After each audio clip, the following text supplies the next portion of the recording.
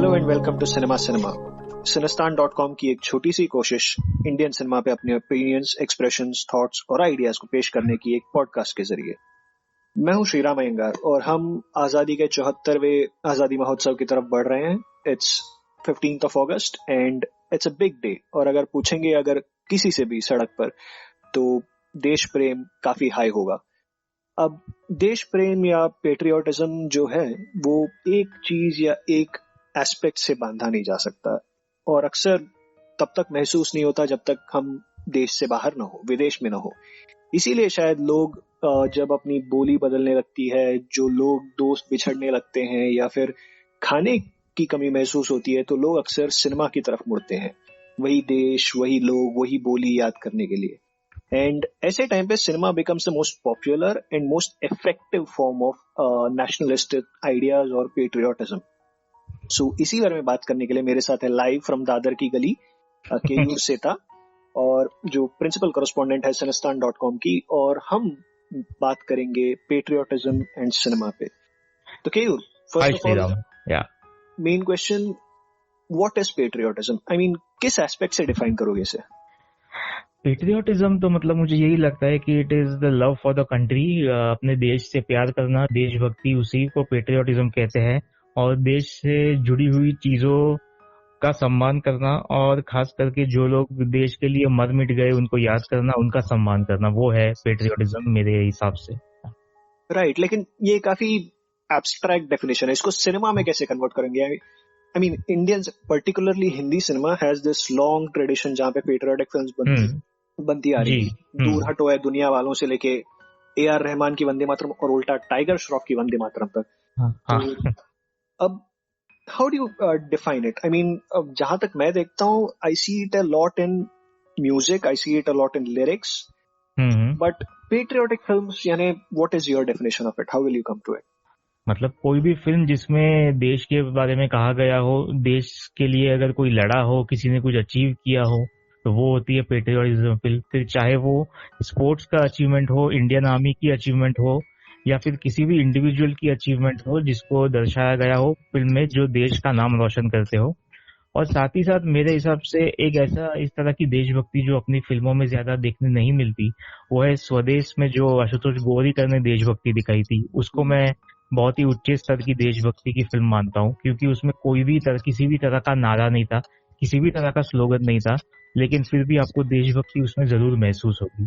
तो मैं चाहता हूँ ऐसी देशभक्ति की फिल्में बने, और मैं इसको सबसे ऊपर मानता हूँ देशभक्ति की फिल्मों में।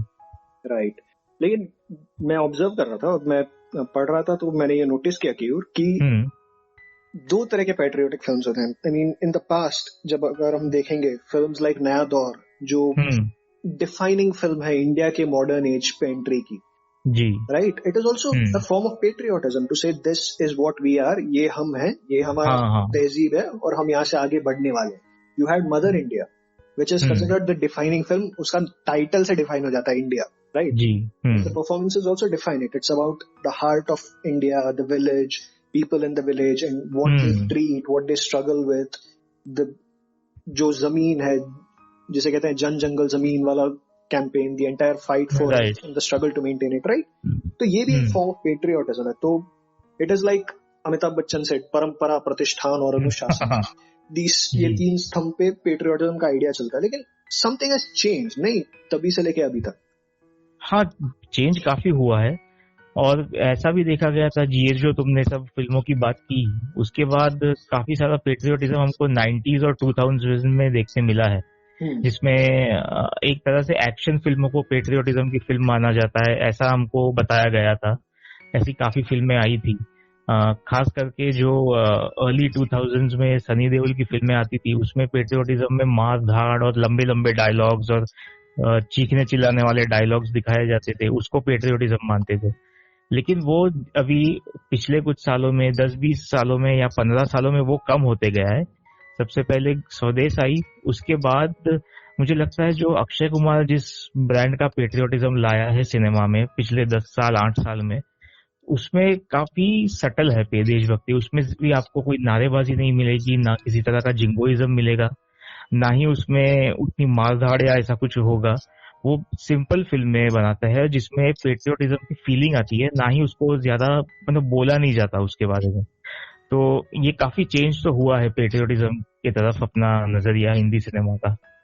इंटरेस्टिंग तुमने ये मेंशन किया, क्योंकि मुझे गुरुदत्त की प्यासा याद आ रही है, क्योंकि प्यासा although is a film about an individual, एक पोएट जो स्ट्रगल कर रहा है आइडेंटिटी और सोसाइटी वगैरह वगैरह से, लेकिन उसमें एक गाना है जो डिफाइनिंग एलिमेंट है, जिन्हें नाज है हिंद पर वो कहानी, हाँ राइट? और वो गाना साहिर लुधियानवी ने लिखा था against an entire culture of India, कि हम लोग जो औरतें हैं, जो मजदूर हैं, जो तड़प रहे हैं, उनको भूल रहे हैं, and we are talking about progress. That is also a form of patriotism. जी हाँ, बिल्कुल। तुमने मेंशन किया था कि 90s के बाद हमें एक more vocal brand of patriotism देखने को मिला, एक्शन। जी हाँ। लेकिन don't you think it is connected to what the wars India face? क्योंकि अगर तुम वेस्ट में देखोगे, so there is this tradition कि world war 2 has influenced a lot of their patriotic films. जी हाँ। इनका नेशनलिज्म वर्ल्ड वॉर 2 से, और जर्मन नेशनलिज्म तो वर्ल्ड वॉर 2 के पहले ही से ही शुरू था।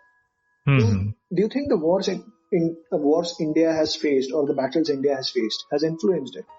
हाँ, ये बिल्कुल हो सकता है, और मुझे लगता है यही है कि क्योंकि 99 में अपनी लड़ाई हुई थी पाकिस्तान के साथ, और ये फिल्में जो थी एंटी पाक फिल्में जिस तरह से आई है, वो 99 के बाद ही आने के शुरू हुआ है, और उसके बाद कुछ सालों तक चली ऐसी फिल्में। तो मुझे लगता है कि ये डेफिनेटली वो कारगिल वॉर के बाद ही इसकी संख्या बढ़ी है, और कारगिल के टाइम लोगों के दिमाग में जो जिस तरह की बातें चल रही थी, उसी तरह उसका ही फिल्म में दिखाया गया है कि लोग ये चाहते थे, हम ये देखें कि पाकिस्तान हारता है हमसे, अगर पाकिस्तान हमें नुकसान पहुंचाने का अगर चाहता है तो हम उनको मुंह तोड़ जवाब देते हैं। ये एक थॉट तब काफी चल रहा था लोगों के दिमाग में, और इसी का यूज किया गया तभी के फिल्म मेकर्स ने, ऐसा मैं मानता हूँ। राइट। एक इंटरेस्टिंग इसी बात में मैंने नोटिस किया कि 61 में इंडिया और चाइना का बैटल हुआ था, राइट? और उसके बाद 64 में हकीकत निकली, which is considered the defining film Indian army के लिए। जी हाँ। उसके बाद 65 में शहीद, उपकार, मनोज भारत कुमार, राइट? पूरा वो पश्चिम 70s में। जी हाँ। और मोर इंटरेस्टिंगली 65 में ऋतिक घटक ने सुवर्ण रेखा निकाली, which is another partition trilogy, which is part of his partition drama. तो इन सब का ट्रीटमेंट काफी अलग है। तो राइट, हकीकत में it is more about a group of soldiers who are sacrificing ideals, बराबर? उपकार और पूरब और पश्चिम में देखोगे, it's a clash of cultures. जी हाँ। जो बड़ा भाई है वो आदर्श है, इट इज लाइक राम, और जो छोटा भाई है वो दूसरी तरफ जा रहा है, he is leaving, he is turning to the west वगैरह। सो इट इज इंटरेस्टिंग कि हमने 61 के बाद ये टर्न लिया है टुवर्ड्स मोर इंडिविजुअल इंडिया, अपना नेचुरल डोमेस्टिक, अभी वापस वोग में आ रहा है, right? We are trying to talk in the same language. और 90s में तुम बात कर रहे थे कारगिल की, जो 99 में हुई, लेकिन बॉर्डर 97 में आई यार। बॉर्डर बिल्कुल, और उसमें तो 1971 वॉर दिखाया Border. Exactly, Longewala, battle of Longewala. जी हाँ, तो वो उसमें भले ही आई होगी, लेकिन 99 के बाद ये फिल्मों की तादाद बढ़ने लगी, वो तो हमने देखा ही है। यहाँ तक कि इवन अजय देवगन ने भी कयामत की फिल्म, वो भी एक एंटी पाकिस्तान फिल्म थी जिसमें पाकिस्तान के खिलाफ हम लड़ते हैं। तो और इवन रोहित शेट्टी ने अपना डेब्यू किया जमीन से, जो 2003 में आई थी, उसमें भी वही था कि हम पाकिस्तान के खिलाफ लड़ते हैं। तो ये फिल्में बहुत देखी गई, और सिर्फ सनी देओल ही नहीं, बाकी एक्टर्स ने भी यही सब फिल्में की थी तभी। और कुछ साल के बाद नेचुरली वो ट्रेंड चला गया फिर यहाँ। इंटरेस्टिंगली तुम 99 में सरफरोश बोल रहे हो। हाँ, 99 एग्जैक्टली, सरफरोश। मेरे दिमाग में एक्शन फिल्म थी तो सरफरोश थोड़ा निकल गया मेरे दिमाग से। हाँ, it was a very well made, और नुआंस, काफी अच्छा नुआंस था वो। बिल्कुल, मतलब वो बाकी सब पेट्रियोटिक फिल्म से वो काफी अलग थी। उसमें भी किसी तरह की नारेबाजी कुछ नहीं था, वो बिल्कुल सटल तरीके से अपनी बात रखती है सामने, और उसमें बिल्कुल ऐसे रियलिस्टिक जो पेट्रियोटिज्म हम कह सकते हैं वैसा दिखाया है उसमें। तो वो ऑब्वियसली बाकी सब फिल्मों से बिल्कुल अलग ठहरती है, और ये आमिर खान से एक्सपेक्टेड है वैसे तो। राइट, आमिर खान एक और 2001 में ही ब्रॉट इन लगान, which changed the definition of patriotism. मुझे लगान में ये इंटरेस्टिंग लगा कि इतना सटल पेट्रियोटिज्म स्पोर्ट्स के साथ मिक्स हो गया, we didn't even notice. It became a fight between desis and firangis वगैरह, राइट? तो after 2000s you had films like Lagan, Laksh, Swades, like you mentioned, Gadar. Gadar was Sunny Deol का brand था, उससे establish हो गया था, right? And then you had Rang De Basanti. मेरे ख्याल से Rang De Basanti was the last of this phase where India spoke about internals, not externals. अगर तो Swades और even Lakshya for that matter, Lakshya was about वो individual क्या करना चाहता है, जी हाँ, वो क्या अचीव करना चाहता है, वो कैसे बदलता है, उसका ओपिनियन और आउटलुक कैसे बदलता है. Swades is about the same thing, right? जी हाँ, उसका Mohan Bhargava comes from the US. He has a very different outlook towards India. He looks down upon it. He does not like it, but slowly he begins to love it. He starts spending time with it. And Rang De Basanti also very similar structure, right? हाँ. He had the group of individuals who did not care, who wanted to बिल्कुल careless थे, हाँ. Who wanted to live life, वगैरह वगैरह, and suddenly they realize we need to do something. We are the people in charge of it.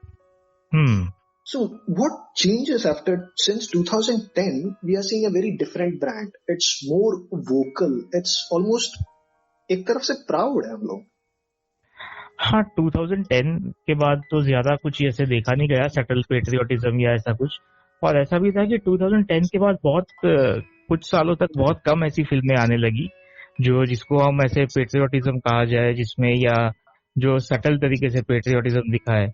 मुझे लगता है 2010 के बाद जो अक्षय कुमार का पीरियड स्टार्ट हुआ, वहां से ही पेट्रियोटिक फिल्में वापस स्टार्ट हुई. जैसे मैंने पहले कहा, उसका पेट्रियोटिज्म बिल्कुल ही अलग है बाकी पेट्रियोटिज्म से. और वो गब्बर इज बैक जैसी फिल्मों से स्टार्ट हुआ, फिर बेबी आई, एयरलिफ्ट आई, टॉयलेट एज प्रेम कथा, ऐसे ऐसे करते करते वो आने लगी. और उसका क्या है, वो भले ही देशभक्ति की फिल्में करते हैं अक्षय, लेकिन उनकी वो फिल्म की कहानी और जॉनर हर बार अलग होता है. तो ये मुझे चीजें जो मुझे अच्छी लगती है उनके बारे में. तो मतलब अभी हम लोग हिंदी सिनेमा की बात कर रहे हैं, but Tamil cinema also, other language cinemas have also done a very interesting thing. For instance, you have 2000 में Kamal Haasan, which I think is one of his finest works, directed Hey Ram, which I think is a brilliant film. Yes. He speaks about the partition, the damage partition does, how an individual builds into violence, how he goes into violence, and how difficult it is to come out of it. तो वो काफी interesting subject था. और अभी more recently you had रोजा in 1992, which we forget, जो काफी interesting take था पैट्रियोटिज्म, और A.R. रहमान का गाना जो अभी तक चलता है हर इंडिपेंडेंस डे पे. तो those are very interesting and different takes. What is different between the South and what Hindi cinema makes? South में देखिए, साउथ में अगर आप देखेंगे तो वहाँ का पेट्रियोटिज्म अलग है. वहां पे जैसे आपने रोजा कहा कि वो तो अलग ही सब्जेक्ट था कि किस तरह से इसको हीरो को किडनैप कर लेते हैं और हीरोइन उसे बचाने के लिए. His conversation with Pankaj Kapoor, I think that is a very interesting part. जब पंकज कपूर पूछता है कि you think we don't have a right, you think we are doing this because we want to, no, because we are oppressed, right? जी, उनकी तकलीफें समझ में आती है. जबकि वो किडनैप हुआ उसके पहले उसको इतना कुछ मतलब कंसर्न नहीं था अरविंद स्वामी के कैरेक्टर को, लेकिन किडनैप करने के बाद जब वो देखता है तो उसको एक अलग ही दुनिया देखने मिलती है. और इसलिए आप देखोगे कि फिल्म के अंत में जब वो एक होते हैं अपनी मतलब बीवी के साथ, तभी उसको उन पंकज कपूर के ग्रुप के लिए काफी सिंपैथी होती है. वो उनको ऐसे मतलब हार्डकोर टेररिस्ट की तरह नहीं देखता. वो ये एक मुझे देखा गया जो बहुत ही उस टाइम की फिल्मों में तो कम ही देखने मिलता था ऐसे. राइट. देन फिर एक बड़ा सवाल उठता है कि do we look at cinema as mode of patriotism? क्या ये सही है? क्योंकि cinema after all remains a commercial product, right? तो अगर डिमांड रहेगा तो फिल्में बनेंगी. जैसे फिलहाल यू हैव अ लाइन, जब से उरी हिट हुई है, you are seeing a line of films, Kesari, Romeo Akbar, Walter, Shershaah, अभी शेरशाह निकली है, which is also very different. You have Bhooj, you have Satyameva Jayate 2 जो निकलने वाली है, you have कंगना रनौत की तेजस और धाकड़, मेजर जो साउथ मल्टीलिंगुअल प्रोडक्शन है. जी हाँ. तो when you look at this, you see that because demand है तो प्रोड्यूसर्स बना रहे हैं, लेकिन इसका मतलब क्या है? Is that patriotic? Is that love for your country? Or is that simply viable product? मुझे लगता है कि ये ज्यादातर तो देखिए, अगर कोई फिल्म बनाते हैं खास करके कमर्शियल स्पेस में, तो वो उनको उसके पीछे रीजन यही है कि ज्यादा लोग देखना चाहते हैं और उनको मतलब ऐसे रिटर्न्स मिल जाएंगे बॉक्स ऑफिस पे या इवन ओटीटी से, क्योंकि थिएटर्स बंद है अभी इसलिए। तो मुझे लग रहा है वो डिमांड है इसलिए दिखा रहे हैं, लेकिन साथ ही साथ अभी ऐसे हो गया है कि वॉर फिल्में जो होती है उसका ओवरडोज होने लगा है हमको। और ये इसमें भी देखा गया है कि जैसे भुज को लेके बहुत नेगेटिव रिएक्शंस आ रहे हैं। मैंने भी कल क्यों? देखी है फिल्म। तो ये है कि अभी ये, और मैं लोगों की बातें सुनता हूँ, लोगों को पढ़ता हूँ, तो उससे ये पता चल जाता है कि अभी थोड़ा थोड़ा उनको रिपीटेटिव ये सब लगने लगा है। और ये ओवरडोज तो हो ही गया है अभी मेरे हिसाब से, और आगे और भी ऐसी फिल्में लाइंड अप है। तो हम बस उम्मीद कर सकते हैं कि वो फिल्में एटलीस्ट सेंसिबल हो और भूत जैसी ना हो। तो ये ऐसे मैं देखता हूँ। हाँ, तुम्हें भुज में क्या प्रॉब्लम है? भुज में क्या प्रॉब्लम नहीं था ये पूछो। वो भुज में एक तो देखो, सबसे अच्छी बात यही है कि वो लोग ने ये कहानी को चुना जो बहुत ज्यादा लोगों को पता नहीं है। वो एक अच्छी बात की उन्होंने। वो 300 औरतें जिन्होंने एयर स्ट्रिप बनाई रिकॉर्ड टाइम में, उनका टॉपिक है ये। और ऊपर से विजय कर्णिक जी जो स्क्वाड्रन लीडर है हमारे, उन्होंने कैसे इसमें बड़ा योगदान दिया खुद ने भी। तो वो था, तो वो बस इन्होंने सब्जेक्ट अच्छा चुना है, और लेकिन उसके अलावा और कुछ वो अच्छा कर नहीं सके हैं।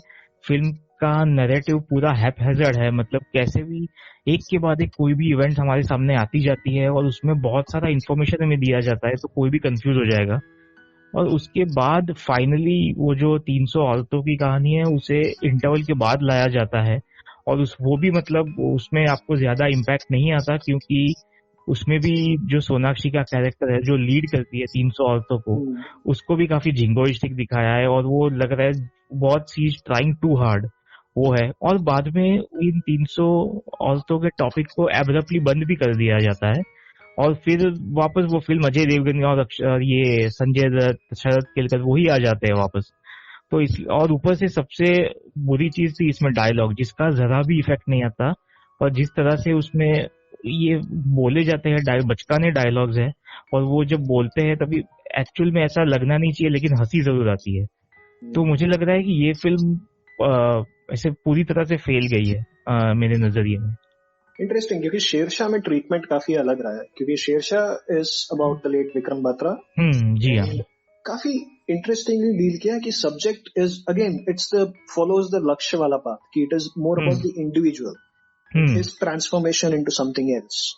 तो वो ट्रांसफॉर्मेशन का पाथ भी अगेन कारगिल वॉर है and his contribution to it, his fight to it. लेकिन वो कैसे बनता है, वो उसने अगर ऐसा किया तो उसके पीछे की कहानी क्या है, क्यों। तो it's a very interesting deal. और यहाँ पे उन्होंने जो पेट्रियोटिज्म का फंडा है ना, काफी सटली यूज किया है, काफी subtly. You don't have that jingoism.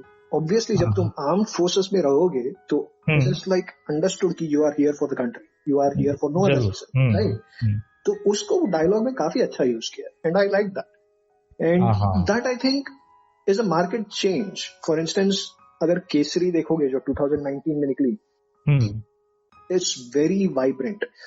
और एक इंटरेस्टिंग बात है, मैं वही पूछने वाला था कि more than current armed forces, हम पास्ट में काफी जा रहे हैं। फॉर इंस्टेंस सीरीज, काफी सारे सीरीज बन रही हैं, जो छत्रसाल जो रिसेंटली सीरीज बनी है, या फिर काफी सारी मराठी फिल्में जो शिवाजी के टाइम के तौर पे जा रही हैं जी, काफी आ रही है। You have Kesari, Padmaavat, you have Bajirao Mastani, right. तो इट्स इवन कलंक, जो हम लोग भूल ही गए ऑब्वियसली बिकॉज कलंक भूलने लायक। लेकिन that is also set in the partition, right जी। It is set in the past, it is a fictional story which again goes back to the past. तो these are very interesting approaches to the subject, नहीं? वो है, इसमें past दिखाया गया है और कहीं ना कहीं कंट्री से जुड़ा हुआ पास्ट दिखाया गया है। लेकिन ये जो फिल्में हैं वो पूरी तरह से पेट्रियोटिक इसमें फिट नहीं बैठती मेरे नजरिए में। कि कलंक जो थी वो एक्चुअल में लव ट्रायंगल टाइप थी फिल्म। हाँ, और इवन पद्मावत में भी इंडिविजुअल स्टोरी थी कि वो दीवाना हो जाता है और ये फिर जौहर ले लेती है।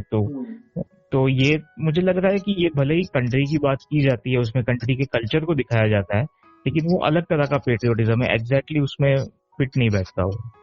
लेकिन क्या वो पेट्रियोटिज्म नहीं है? फॉर इंस्टेंस जब 90s में एक दौर था जब a lot of Indians were going to America, Britain, settling there, तो वैसे टाइम पे you had films like Dilwale Dulhania Le Jayenge, you had कभी खुशी कभी गम, कुछ कुछ होता है, which brought back a sense of patriotism to अभी भी अगर तुम इंडियंस हुआ सेटल्ड अब्रॉड से बात करोगे तो उनके लिए these were the films that reminded them of India, right?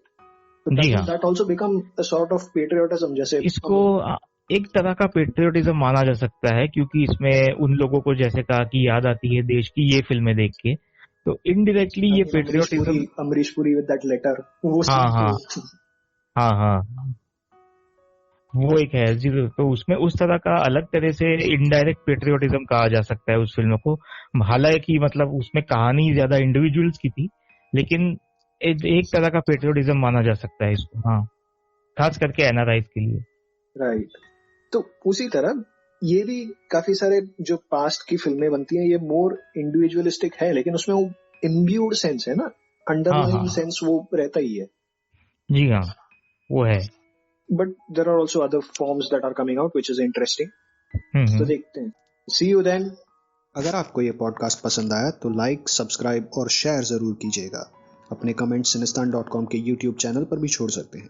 Keep listening till next time.